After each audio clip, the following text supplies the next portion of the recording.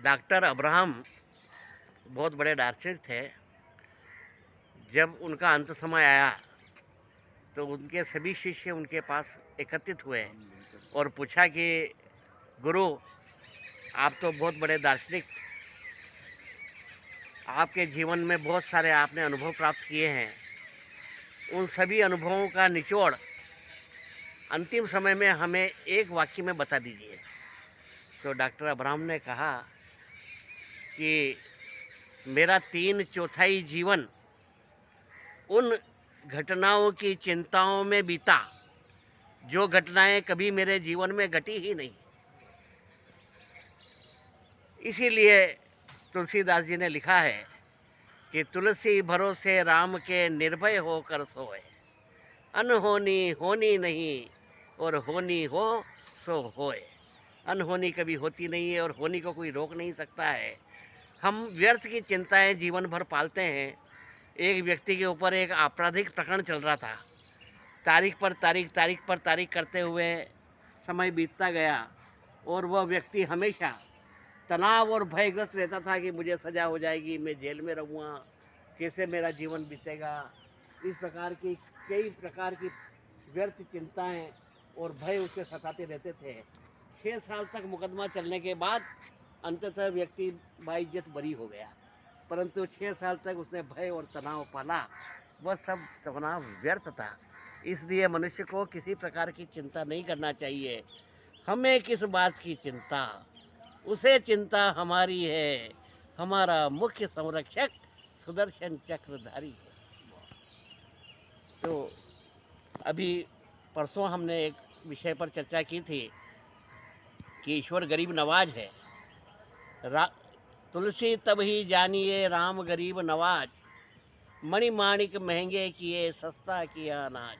तो यह तो जीवन यापन के लिए सब आवश्यक वस्तुएं हमें सहज ईश्वर ने उपलब्ध कराई, परंतु ये जिंदगी के लिए है। परंतु मनुष्य जन्म नहीं लेता है उससे पहले और मर जाने के बाद में भी ईश्वर हमारी रक्षा करता है, हमारा रखवाला है, हमारा सहयोगी है। वह कैसे? अमाशय और गर्भाशय दोनों जट पेट के अंदर होता है।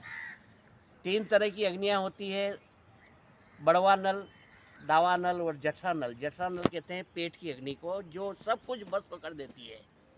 अब पेट के अंदर महिला के एक तरफ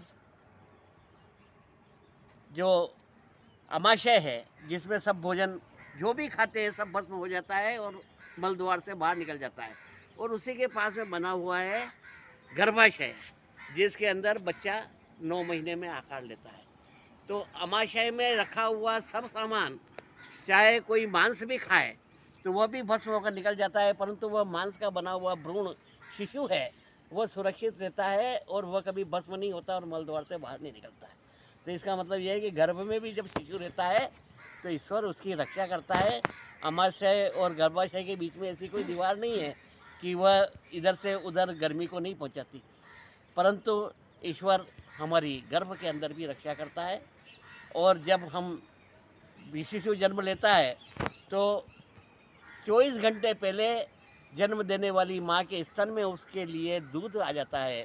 तो ईश्वर शिशु के पैदा होने से 24 घंटे पहले उसके भोजन की व्यवस्था भी कर देता है।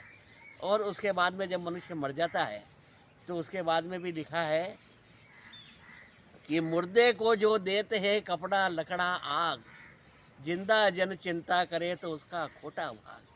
तो जन्म से पहले और मरने के बाद में भी ईश्वर हमारा सहयोगी है, और यही सबूत है कि ईश्वर अस्तित्व में है। राम हमई राखई केही भांति, अंड ही कमठ से ही जई भांति।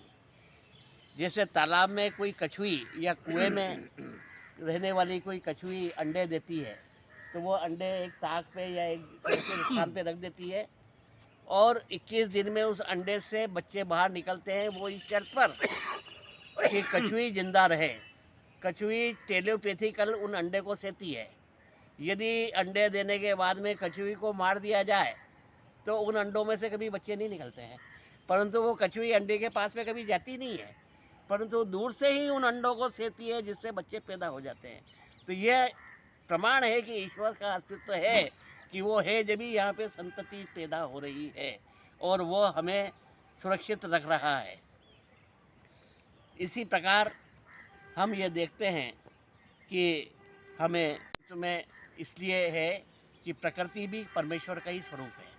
कठोपनिषद में यह लिखा है कि यावद भूमंडलम दत्तो सशेलम सरिकाननम तावद तिष्ठति मेदिन्याम संतति पुत्र पौत्र की। जब तक इस भूमंडल पर पेड़ पहाड़ नदियाँ और जंगल है, तब तक इस पृथ्वी पर संतानें पुत्र और पौत्रों के रूप में जन्म लेती रहेगी। यानी जब तक प्रकृति अस्तित्व में है और परमेश्वर अस्तित्व में है, तब तक इस दुनिया में इंसानियत जिंदा है और आप और हम सब अस्तित्व में हैं।